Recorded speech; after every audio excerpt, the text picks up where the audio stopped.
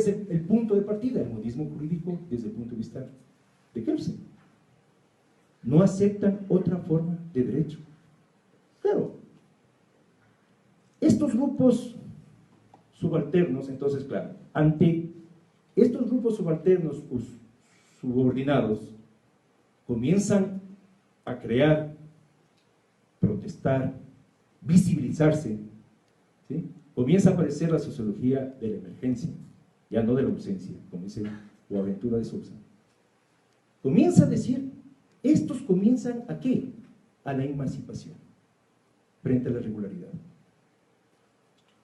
Entonces, el momento que comienzan a tratar de ver que no son seres humanos y que tienen su propia cultura, este grupo hegemónico de la burguesía se inventa un nuevo concepto que se llama la multiculturalidad. Pero la multiculturalidad es justamente un concepto para seguir estableciendo, ¿sí?, en la subordinación cultural. Y sigue manteniéndose a las culturas que no son occidentales subyugadas. Imagínense, ¿cuál era el sujeto de derechos? Si ustedes ven, ¿cuáles eran los sujetos de derecho?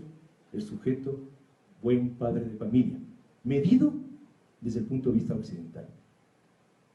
Entonces, la tercera etapa del desarrollo del conocimiento de las ciencias sociales y de las ciencias humanas, llega a esta etapa de la interrelación.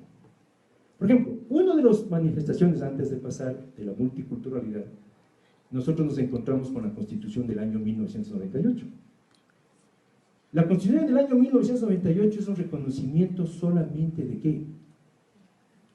Dijeron, reconozcamos la justicia indígena, pero todavía démosles y contentémonos. Cuando el discurso de estas sociedades, de estas culturas, es más, viene el concepto de la plurinacionalidad como modelo político, y ese modelo político es el que crea, claro, las ciencias, la antropología, había cambiado ya de objeto de estudio, ya no eran las primitivos, ¿sí? Ya no eran los primitivos, ¿sí? Y claro, y en el momento de lo primitivo, ahorita me recuerdo, Hegel fue uno de los mayores representantes. ¿Por qué?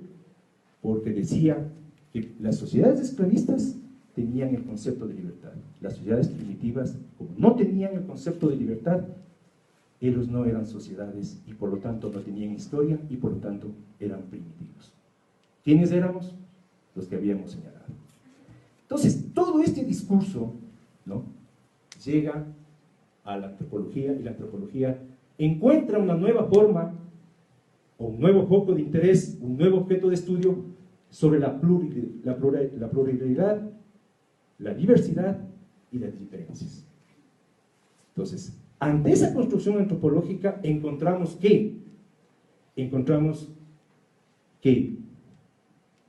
el grupo feministas, la cuestión étnica y la cuestión social resaltan y comienzan a hacer interrelación.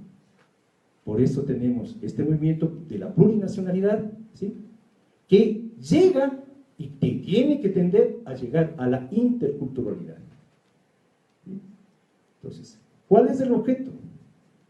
La construcción de dos culturas que están en permanente diálogo, y por eso nuestra Constitución reconoce la dignidad de la persona y de los pueblos, tomándose una construcción kantiana que significa dignidad, respeto, autodeterminación. Los pueblos tienen que ser vistos de iguales condiciones